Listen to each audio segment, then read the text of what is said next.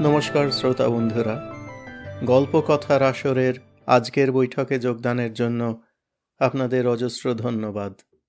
আমি রুদ্র দত্ত। আজ 25শে বৈশাখের সপ্তাহান্তে আমাদের পডকাস্টের 3 কথক আমরা এসেছি রবীন্দ্রনাথ ঠাকুরের বিভিন্ন রসের কাহিনীর পাঠ নিয়ে। রাজীব পাঠ করেছে লিপিকার একটি অনুগল্প, যার সামাজিক ব্যথাবিদ্ধ ব্যঙ্গ আজও আমাদের স্পর্শ করে। স্বর্ণালী পাঠ করেছে একটি ছোট উপন্যাস, যাতে মানুষের চরিত্রের বিভিন্ন দিক এবং ভিন্ন ভিন্নভাবে আত্মপ্রবঞ্চনা ছবির মতো ফুটে উঠেছে। আর আমি পাঠ করছি একটি গা ছমছমে অলৌকিক গল্প, যা অলৌকিক হলেও ভূতের কিনা, বা ভূতের হলেও সেই ভূত মানুষ না চেতনা সঞ্জীবিত জড় পদার্থ, তা বোঝা কঠিন হয়ে পড়ে। গল্পটি অনেক পাঠকেরই অতি পরিচিত এবং অতি প্রিয়, ক্ষুধিত পাষাণ। এই গল্প থেকে 1960 সালে প্রখ্যাত পরিচালক তপন সিংহ একটি সার্থক চলচ্চিত্র নির্মাণ করেছিলেন। গল্প আরম্ভ করার আগে আর একটা কথা বলে নিতে ইচ্ছা করছে। গল্পের অলৌকিক আবহাওয়া আমাদের এতই মুগ্ধ করে যে আমরা হয়তো অনেক সময় ভুলে যাই এই গল্প কিন্তু লেখক নিজে বলছেন না, অন্য একজনের মুখে এই গল্প শোনা। এবং সেই বক্তাকে লেখক অর্থাৎ রবীন্দ্রনাথ একেবারেই বিশ্বাসযোগ্য মনে করেননি, বরং হাস্যকর মনে করেছেন। গল্পের প্রথমে ও শেষে সেই কথা বলা আছে। আরম্ভ করছি আজকের পাঠ, রবীন্দ্রনাথ ঠাকুরের গল্প ক্ষুধিত পাষাণ।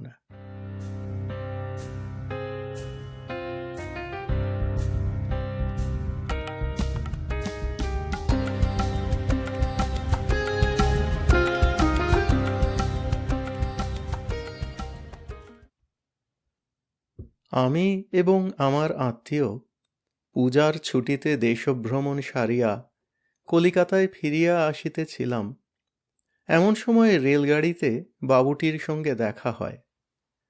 তাহার বেশভূষা দেখিয়া প্রথমটা তাহাকে পশ্চিম দেশীয় মুসলমান বলিয়া ভ্রম হইয়াছিল। তাহার কথাবার্তা শুনিয়া আরও ধাঁধা লাগিয়া যায়। পৃথিবীর সকল বিষয়েই এমন করিয়া আলাপ করিতে লাগিলেন যেন তাহার সহিত প্রথম পরামর্শ করিয়া বিশ্ববিধাতা সকল কাজ করিয়া থাকেন। বিশ্ব সংসারের ভিতরে ভিতরে যে এমন সকল অশ্রুতপূর্ব নিগূঢ় ঘটনা ঘটিতেছিল, রুশিয়ানরা যে এতদূর অগ্রসর হইয়াছে, ইংরাজদের যে এমন সকল গোপন মতলব আছে, দেশীয় রাজাদের মধ্যে যে একটা খিচুড়ি পাকিয়া উঠিয়াছে, এ সমস্ত কিছুই না জানিয়া আমরা সম্পূর্ণ নিশ্চিন্ত হইয়াছিলাম। আমাদের নবপরিচিত আলাপিটি ঈষৎ হাসিয়া কহিলেন, "There happen more things in heaven and earth, Horatio, than are reported in your newspapers." আমরা এই প্রথম ঘর ছাড়িয়া বাহির হইয়াছি, সুতরাং লোকটির রকম সকম দেখিয়া অবাক হইয়া গেলাম। লোকটা সামান্য উপলক্ষে কখনো বিজ্ঞান বলে, কখনো বেদের ব্যাখ্যা করে, আবার হঠাৎ কখনো পার্সির বয়েত আওড়াইতে থাকে। বিজ্ঞান, বেদ এবং পার্সি ভাষায় আমাদের কোনরূপ অধিকার না থাকাতে তাহার প্রতি আমাদের ভক্তি উত্তরোত্তর বাড়িতে লাগিল। এমনকি আমার থিওজফিস্ট আত্মীয়টির মনে দৃঢ় বিশ্বাস হইল যে আমাদের এই সহযাত্রীর সহিত কোনো এক রকমের অলৌকিক ব্যাপারের কিছু একটা যোগ আছে, কোনো একটা অপূর্ব ম্যাগনেটিজম অথবা দৈবশক্তি অথবা সূক্ষ্ম শরীর অথবা ওইভাবের একটা কিছু। তিনি এই অসামান্য লোকের সমস্ত সামান্য কথাও ভক্তি বিহ্বল মুগ্ধভাবে শুনিতেছিলেন এবং গোপনে নোট করিয়া লইতেছিলেন। আমার ভাবে বোধ হইল অসামান্য ব্যক্তিটিও গোপনে তাহা বুঝিতে পারিয়াছিলেন এবং কিছু খুশি হইয়াছিলেন। গাড়িটি আসিয়া জংশনে থামিলে আমরা দ্বিতীয় গাড়ির অপেক্ষায় ওয়েটিং রুমে সমবেত হইলাম। তখন রাত্রি 10:30। পথের মধ্যে একটা কি ব্যাঘাত হওয়াতে গাড়ি অনেক বিলম্বে আসিবে শুনিলাম। আমি ইতিমধ্যে টেবিলের উপর বিছানা পাতিয়া ঘুমাইব স্থির করিয়াছি। এমন সময়ে সেই অসামান্য ব্যক্তিটি নিম্নলিখিত গল্প ফাঁদিয়া বসিলেন। সে রাত্রে আমার আর ঘুম হইল না। রাজ্য চালনা সম্বন্ধে দুই একটা বিষয়ে মতান্তর হওয়াতে আমি জুনাগড়ের কর্ম ছাড়িয়া দিয়া হায়দ্রাবাদে যখন নিজাম সরকারে প্রবেশ করিলাম, তখন আমাকে অল্প বয়স্ক ও মজবুত লোক দেখিয়া প্রথমে বরিচে তুলার মাসুল আদায়ে নিযুক্ত করিয়া দিল। বরিচ জায়গাটি বড় রমণীয়। নির্জন পাহাড়ের নিচে বড় বড় বনের ভিতর দিয়া সুস্তা নদীটি সংস্কৃত স্বচ্ছত আর অপভ্রংশ। উপল মুখরিত পথে নিপুণা নর্তকীর মতো পদে পদে বাঁকিয়া বাঁকিয়া দ্রুত নৃত্যে চলিয়া গিয়াছে। ঠিক সেই নদীর ধারেই পাথর বাঁধানো ১৫০ সোপানময় অত্যুচ্চ ঘাটের উপরে একটি শ্বেত প্রস্তরের প্রাসাদ শৈলপদমূলে একাকী দাঁড়াইয়া আছে। নিকটে কোথাও লোকালয় নাই। বরিচের তুলার হাট এবং গ্রাম এখান হইতে দূরে। প্রায় ২৫০ বৎসর পূর্বে দ্বিতীয় শাহ মাহমুদ ভোগবিলাসের জন্য প্রাসাদটি এই নির্জন স্থানে নির্মাণ করিয়াছিলেন। তখন হইতে স্নানশালার ফোয়ারার মুখ হইতে গোলাপগন্ধি জলধারা উৎক্ষিপ্ত হইতে থাকিত, এবং সেই শিকড় শীতল নিভৃত গৃহের মধ্যে মর্মর খচিত স্নিগ্ধ শিলাসনে বসিয়া কোমল নগ্ন পদপল্লব জলাশয়ের নির্মল জলরাশির মধ্যে প্রসারিত করিয়া তরুণী নুপুরের নিক্কণ, কখনো বা বৃহৎ তাম্র ঘণ্টায় প্রহর বাজিবার শব্দ, অতি দূরে নহবতের আলাপ, বাতাসে দোদুল্যমান ঝাড়ের স্ফটিক দোলকগুলির ঠুন ঠুন ধ্বনি, বারান্দা হইতে খাঁচার বুলবুলের গান, বাগান হইতে পোষা সারসের ডাক আমার চতুর্দিকে একটা প্রেত লোকের রাগিনী সৃষ্টি করিতে লাগিল। আমার এমন একটা মোহ উপস্থিত হইল, মনে হইল এই অস্পৃশ্য অগম্য অবাস্তব ব্যাপারী জগতে একমাত্র সত্য, আর সমস্তই মিথ্যা মরীচিকা। আমি যে আমি, অর্থাৎ আমি যে শ্রীযুক্ত অমুক অমুকের জ্যেষ্ঠ পুত্র, তুলার মাসুল সংগ্রহ করিয়া ৪৫০ টাকা বেতন পাই, আমি যে শোলার টুপি এবং খাটো কর্তা পরিয়া টমটম হাঁকাইয়া আপিস করিতে যাই, এ সমস্তই আমার কাছে এমন অদ্ভুত হাস্যকর অমূলক মিথ্যা কথা বলিয়া বোধ হইল যে আমি সেই বিশাল নিস্তব্ধ অন্ধকার ঘরের মাঝখানে দাঁড়াইয়া হা হা করিয়া হাসিয়া উঠিলাম। তখনই আমার মুসলমান ভৃত্য প্রজ্বলিত কেরোসিন ল্যাম্প হাতে করিয়া ঘরের মধ্যে প্রবেশ করিল। সে আমাকে পাগল মনে করিল কিনা জানি না, কিন্তু তৎক্ষণাৎ আমার স্মরণ হইল যে আমি ঈশ্বর অমুকচন্দ্রের জ্যেষ্ঠ পুত্র শ্রীযুক্ত অমুকনাথ বটে। ইহাও মনে করিলাম যে জগতের ভিতরে অথবা বাহিরে কোথাও অমূর্ত ফোয়ারা নিত্যকাল উৎসারিত ও অদৃশ্য অঙ্গুলির আঘাতে কোনো মায়া সেতারে অনন্ত রাগিনী ধ্বনিত হইতেছে কিনা তাহা আমাদের মহাকবি ও কবিবরেরাই বলিতে পারেন, কিন্তু এ কথা নিশ্চয় সত্য যে আমি বরিচের হাটে তুলার মাসুল আদায় করিয়া মাসে ৪৫০ টাকা বেতন লইয়া থাকি। তখন আবার আমার পূর্বক্ষণের অদ্ভুত মোহ স্মরণ করিয়া কেরোসিন প্রদীপ্ত ক্যাম্প টেবিলের কাছে খবরের কাগজ লইয়া সকৌতুকে হাসিতে লাগিলাম।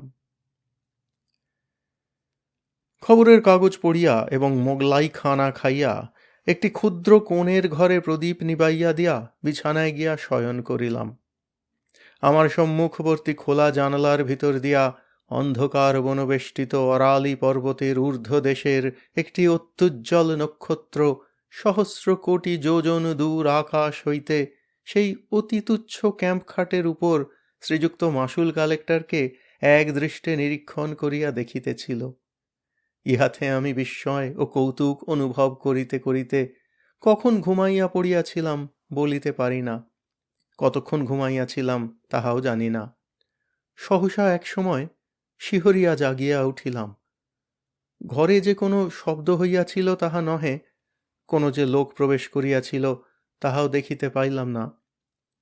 অন্ধকার পর্বতের উপর হইতে অনিমেষ নক্ষত্রটি অস্তমিত হইয়াছে, এবং কৃষ্ণপক্ষের ক্ষীণ চন্দ্রালোক অনধিকার সংকুচিত ম্লানভাবে আমার বাতায়ন পথে প্রবেশ করিয়াছে।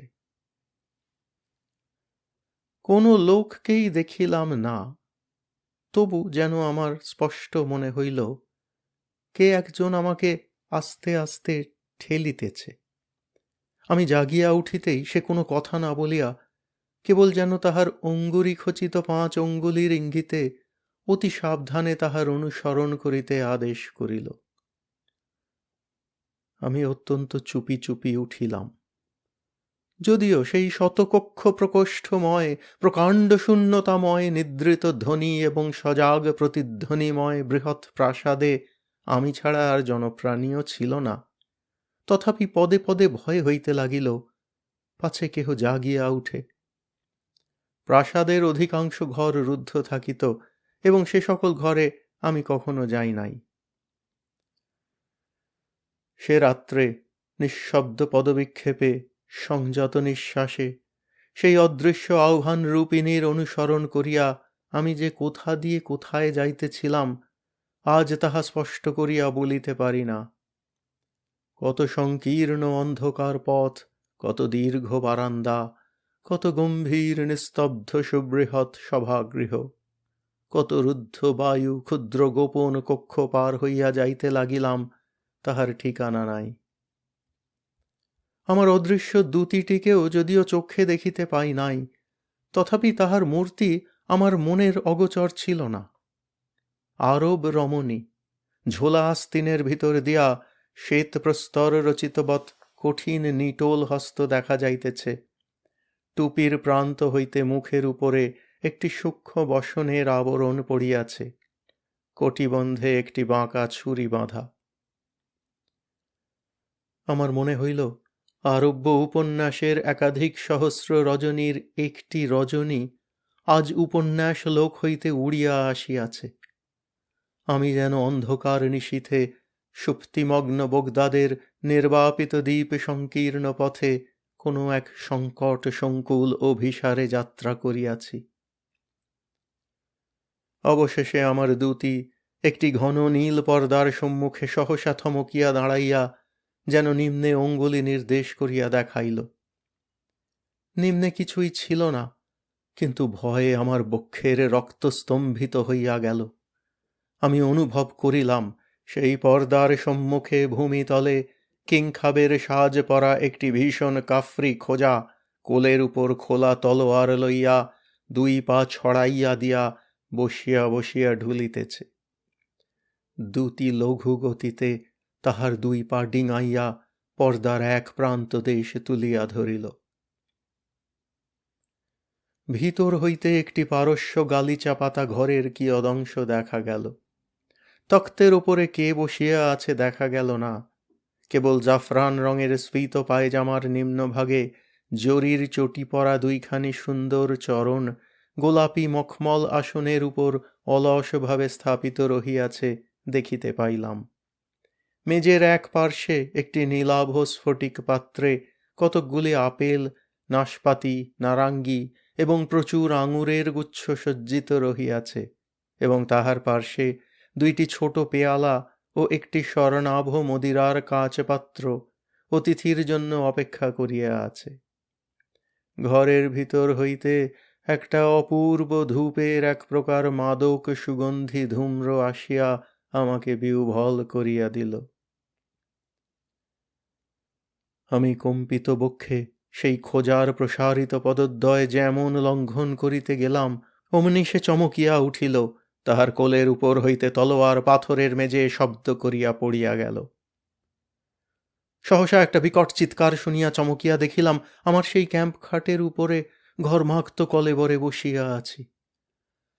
ভোরের আলোয় কৃষ্ণপক্ষের খণ্ড চাঁদ জাগরণ ক্লিষ্ট রোগীর মতো পাণ্ডুবর্ণ হইয়া গেছে, এবং আমাদের পাগলা মেহের আলী তাহার প্রাত্যহিক প্রথা অনুসারে প্রত্যুষের জনশূন্য পথে তফাত যাও, তফাত যাও করিয়া চিৎকার করিতে করিতে চলিয়াছে। এই রূপে আমার আরব্য উপন্যাসের এক রাত্রি অকস্মাৎ শেষ হইল। কিন্তু এখনো 1,000,000 রজনী বাকি আছে। আমার দিনের সহিত রাত্রের ভারী একটা বিরোধ বাঁধিয়া গেল। দিনের বেলায় শ্রান্ত ক্লান্ত দেহে কর্ম করিতে যাইতাম এবং শূন্য স্বপ্নময়ী মায়াবিনী রাত্রিকে অভিসম্পাত করিতে থাকিতাম। আবার সন্ধ্যার পরে আমার দিনের বেলাকার কর্মবদ্ধ অস্তিত্বকে অত্যন্ত তুচ্ছ, মিথ্যা এবং হাস্যকর বলিয়া বোধ হইত। সন্ধ্যার পরে আমি একটা নেশার জালের মধ্যে বিহ্বলভাবে জড়াইয়া পড়িতাম।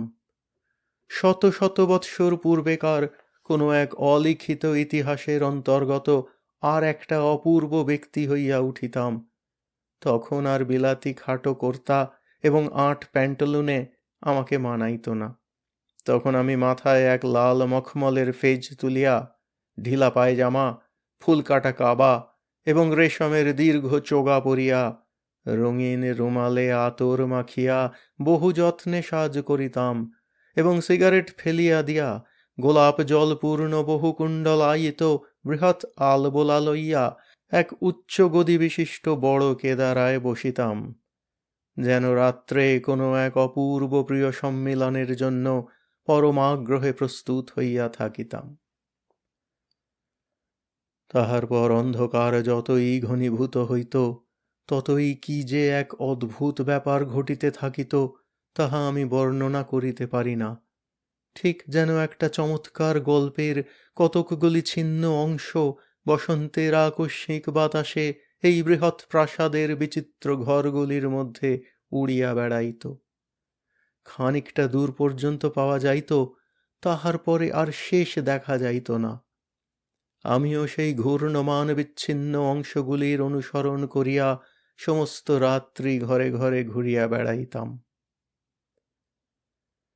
এই খণ্ড স্বপ্নের আবর্তের মধ্যে এই ক্বচিৎ হেনার গন্ধ, ক্বচিৎ সেতারের শব্দ, ক্বচিৎ সুরভিজল শিকর মিশ্র বায়ুর হিল্লোলের মধ্যে একটি নায়িকাকে ক্ষণে ক্ষণে বিদ্যুৎ শিখার মতো চকিতে দেখিতে পাইতাম। তাহারই জাফরান রঙের পায়জামা এবং দুটি শুভ্র রক্তিম কোমল পায়ে বক্র শীর্ষ জরির চটি পরা, বক্ষে অতি পিনদ্ধ জরির ফুলকাটা কাঁচুলি আবদ্ধ, মাথায় একটি লাল টুপি এবং তাহা হইতে সোনার ঝালর ঝুলিয়া তাহার শুভ্র ললাট এবং কপোল বেষ্টন করিয়াছে। সে আমাকে পাগল করিয়া দিয়াছিল। আমি তাহারই অভিসারে প্রতি রাত্রে নিদ্রার রসাতল রাজ্যে স্বপ্নের জটিল পথসংকুল মায়াপুরীর মধ্যে গলিতে গলিতে কক্ষে কক্ষে ভ্রমণ করিয়া বেড়াইয়াছি। এক একদিন সন্ধ্যার সময় বড় আয়নার দুই দিকে দুই বাতি জ্বালাইয়া যত্নপূর্বক শাহজাদার মতো সাজ করিতেছি। এমন সময় হঠাৎ দেখিতে পাইতাম আয়নায় আমার প্রতিবিম্বের পার্শ্বে ক্ষণিকের জন্য সেই তরুণী ইরানীর ছায়া আসিয়া পড়িল। পলকের মধ্যে গ্রীবা বাঁকাইয়া তাহার ঘন কৃষ্ণ বিপুল চক্ষু তারকায় সুগভীর আবেগ তীব্র বেদনাপূর্ণ আগ্রহ কটাক্ষপাত করিয়া সরস সুন্দর বিম্বাধরে একটি অস্ফুট ভাষার আভাস মাত্র দিয়া লঘু ললিত নৃত্যে আপন যৌবন পুষ্পিত দেহলতাটিকে দ্রুত বেগে ঊর্ধ্বাভিমুখে আবর্তিত করিয়া মুহূর্তকালের মধ্যে বেদনা বাসনা ও বিভ্রমের হাস্যকটাক্ষ ও ভূষণ জ্যোতির স্ফুলিঙ্গ বৃষ্টি করিয়া দিয়া দর্পণেই মিলাইয়া গেল। গিরিকাননের সমস্ত সুগন্ধ লুণ্ঠন করিয়া একটা উদ্দাম বায়ুর উচ্ছ্বাস আসিয়া আমার দুইটা বাতি নিবাইয়া দিত। আমি সাজসজ্জা ছাড়িয়া দিয়া বেশ গৃহের প্রান্তবর্তী শয্যাতলে পুলকিত দেহে মুদ্রিত নেত্রে শয়ন করিয়া থাকিতাম। আমার চারিদিকে সেই বাতাসের মধ্যে, সেই অরালি গিরিকুঞ্জের সমস্ত মিশ্রিত সৌরভের মধ্যে যেন অনেক আদর, অনেক চুম্বন, অনেক কোমলকর স্পর্শ নিভৃত অন্ধকার পূর্ণ করিয়া ভাসিয়া বেড়াইত। কানের কাছে অনেক কলগুঞ্জন শুনিতে পাইতাম। আমার কপালের উপর সুগন্ধ নিঃশ্বাস আসিয়া পড়িত এবং আমার কপোলে একটি মৃদু সৌরভ রমণীয় সুকোমল ওড়না বারংবার উড়িয়া উড়িয়া আসিয়া স্পর্শ করিত। অল্পে অল্পে যেন একটি মোহিনী সর্পিণী তাহার মাদক বেষ্টনে আমার সর্বাঙ্গ বাঁধিয়া ফেলিত। আমি গাঢ় নিঃশ্বাস ফেলিয়া অসাড় দেহে সুগভীর নিদ্রায় অভিভূত হইয়া পড়িতাম। একদিন অপরাহ্নে আমি ঘোড়ায় চড়িয়া বাহির হইব সংকল্প করিলাম। কে আমাকে নিষেধ করিতে লাগিল জানি না, কিন্তু সেদিন নিষেধ মানিলাম না। একটা কাষ্ঠদণ্ডে আমার সাহেবী হ্যাট এবং খাটো কর্তা দুলিতেছিল।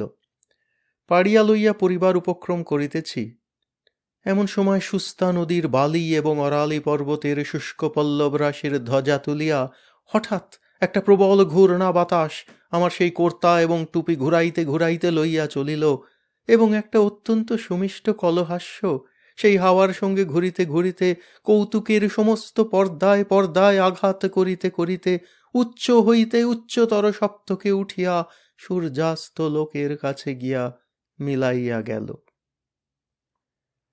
সেদিন আর ঘোড়ায় চড়া হইল না, এবং তাহার পরদিন হইতে সেই কৌতুকাবহ খাটো কর্তা এবং সাহেবী হ্যাট পরা একেবারে ছাড়িয়া দিয়াছি। আবার সেই দিন অর্ধরাত্রে বিছানার মধ্যে উঠিয়া বসিয়া শুনিতে পাইলাম কে যেন গুমরিয়া গুমরিয়া বুক ফাটিয়া ফাটিয়া কাঁদিতেছে, যেন আমার খাটের নিচে, মেঝের নিচে, এই বৃহৎ প্রাসাদের পাষাণ ভিত্তির তলবর্তী একটা আর্দ্র অন্ধকার গোরের ভিতর হইতে কাঁদিয়া কাঁদিয়া বলিতেছে, তুমি আমাকে উদ্ধার করিয়া লইয়া যাও। কঠিন মায়া, গভীর নিদ্রা, নিষ্ফল স্বপ্নের সমস্ত দ্বার ভাঙিয়া ফেলিয়া তুমি আমাকে ঘোড়ায় তুলিয়া তোমার বুকের কাছে চাপিয়া ধরিয়া বনের ভিতর দিয়া, পাহাড়ের উপর দিয়া, নদী পার হইয়া তোমাদের সূর্যালোকিত ঘরের মধ্যে আমাকে লইয়া যাও, আমাকে উদ্ধার করো। আমি কে? আমি কেমন করিয়া উদ্ধার করিব? আমি এই ঘূর্ণমান পরিবর্তমান স্বপ্নপ্রবাহের মধ্য হইতে কোন মজ্জমানা কামনা সুন্দরীকে তীরে টানিয়া তুলিব? তুমি কবে ছিলে, কোথায় ছিলে হে দিব্যরূপিণী? তুমি কোন শীতল উৎসের তীরে খর্জুর কুঞ্জের ছায়ায় কোন গৃহহীন আমরুবাসিনীর কোলে জন্মগ্রহণ করিয়াছিলে?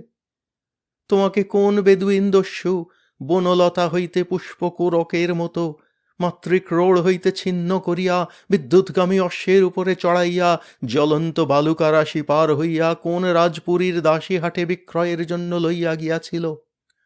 সেখানে কোন বাদশাহের ভৃত্য তোমার নববিকশিত সলজ্জ কাতর যৌবন শোভা নিরীক্ষণ করিয়া স্বর্ণ মুদ্রা গনিয়া দিয়া সমুদ্র পার হইয়া তোমাকে সোনার শিবিকায় বসাইয়া প্রভু গৃহের অন্তঃপুরে উপহার দিয়াছিল? সেখানে সে কি ইতিহাস, সেই সারঙ্গীর সঙ্গীত, নূপুরের নিক্কণ এবং সিরাজের সুবর্ণ মদিরার মধ্যে মধ্যে ছুরির ঝলক, বিষের জ্বালা, কটাক্ষের আঘাত। কি অসীম ঐশ্বর্য, কি অনন্ত কারাগার! দুই দিকে দুই দাসী বলয়ের হীরকে বিজুলি খেলাইয়া চামর দুলাইতেছে। শাহেনশা বাদশাহ শুভ্রচরণের তলে মণিমুক্তা খচিত পাদুকার কাছে লুটাইতেছে। বাহিরের দ্বারের কাছে যমদূতের মতো হাবসি দেবদূতের মতো সাজ করিয়া খোলা তলোয়ার হাতে দাঁড়াইয়া। তাহার পরে সেই রক্তকলুষিত ঈর্ষা ফেনিল ষড়যন্ত্র সংকুল ভীষণ উজ্জ্বল ঐশ্বর্য প্রবাহে ভাসমান হইয়া তুমি মরুভূমির পুষ্পমঞ্জরি কোন নিষ্ঠুর মৃত্যুর মধ্যে অবতীর্ণ অথবা কোন নিষ্ঠুরতর মহিমা তটে উৎক্ষিপ্ত হইয়াছিলে। এমন সময় হঠাৎ সেই পাগলা মেহের আলী চিৎকার করিয়া উঠিল, তফাত যাও, তফাত যাও, সব ঝুঠ হ্যায়, সব ঝুঠ হ্যায়। চাহিয়া দেখিলাম সকাল হইয়াছে। চাপরাশি ডাকের চিঠিপত্র লইয়া আমার হাতে দিল এবং পাচক আসিয়া সেলাম করিয়া জিজ্ঞাসা করিল, আজ কিরূপ খানা প্রস্তুত করিতে হইবে? আমি কহিলাম, না, আর এ বাড়িতে থাকা হয় না। সেই দিনই আমার জিনিসপত্র তুলিয়া আপিস ঘরে গিয়া উঠিলাম। আপিসের বৃদ্ধ কেরানি করিম খাঁ আমাকে দেখিয়া ঈষৎ হাসিল। আমি তাহার হাসিতে বিরক্ত হইয়া কোনো উত্তর না করিয়া কাজ করিতে লাগিলাম। যত বিকাল হইয়া আসিতে লাগিল ততই অন্যমনস্ক হইতে লাগিলাম। মনে হইতে লাগিল এখনই কোথায় যাইবার আছে। তুলার হিসাব পরীক্ষার কাজটা নিতান্ত অনাবশ্যক মনে হইল। নিজামের নিজামত আমার কাছে বেশি কিছু বোধ হইল না। যাহা কিছু বর্তমান, যাহা কিছু আমার চারিদিকে চলিতেছে, ফিরিতেছে, খাটিতেছে, খাইতেছে, সমস্তই আমার কাছে অত্যন্ত দীন, অর্থহীন, অকিঞ্চিৎকর বলিয়া বোধ হইল। আমি কলম ছুঁড়িয়া ফেলিয়া বৃহৎ খাতা বন্ধ করিয়া তৎক্ষণাৎ টমটম চড়িয়া ছুটিলাম।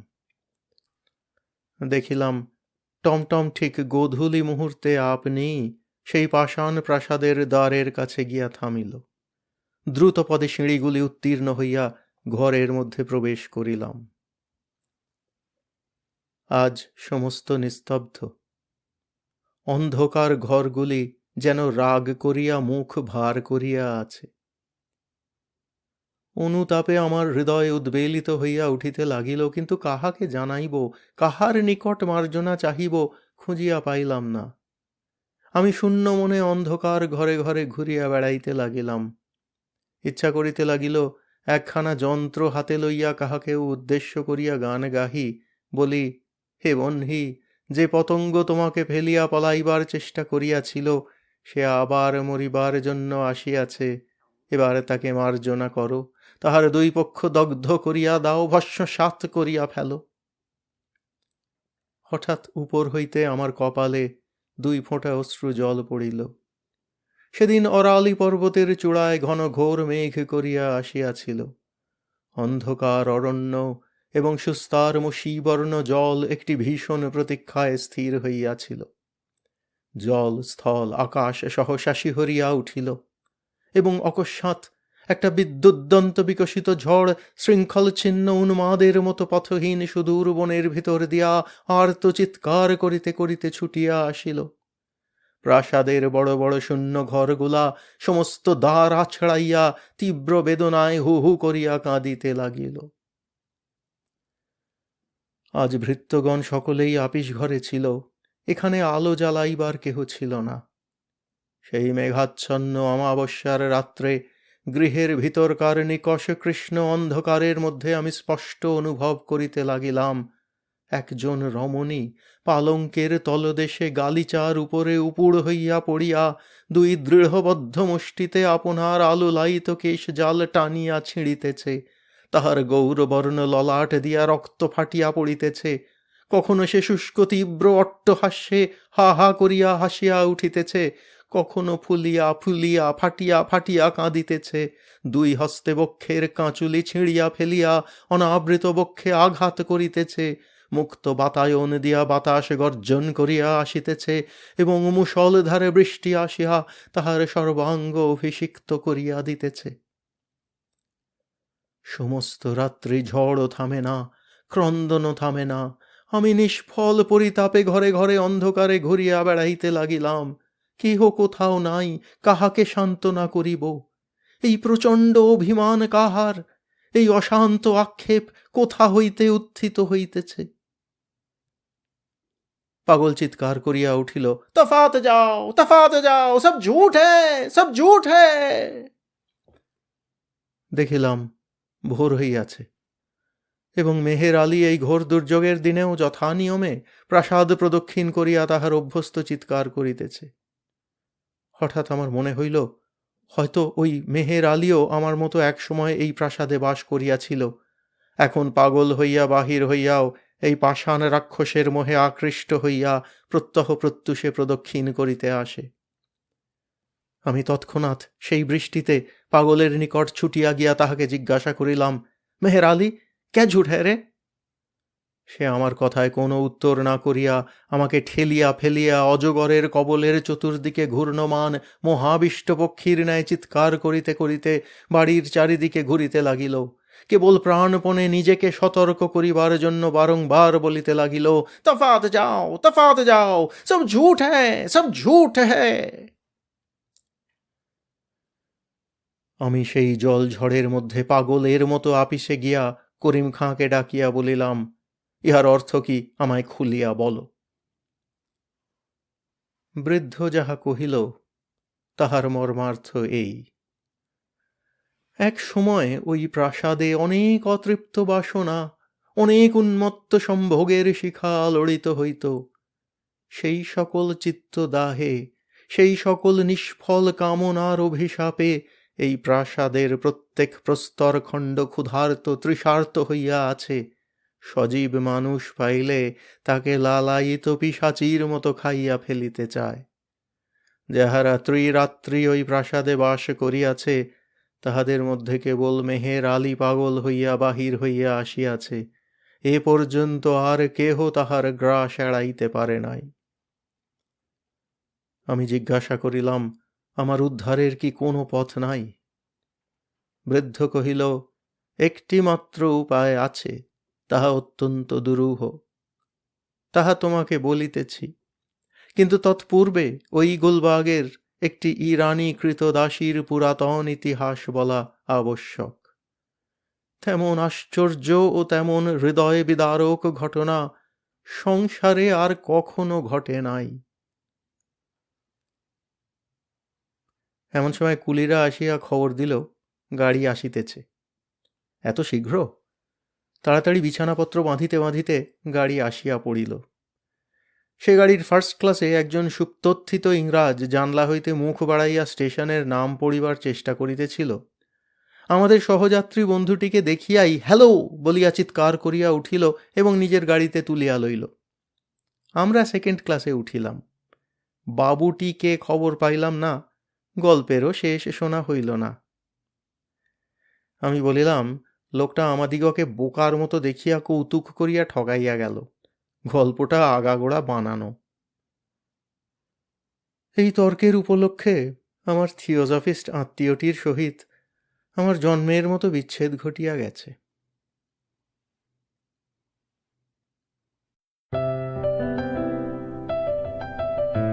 আপনাদের মতামত আমাদের জানাতে ভুলবেন না কিন্তু শ্রোতা বন্ধুরা।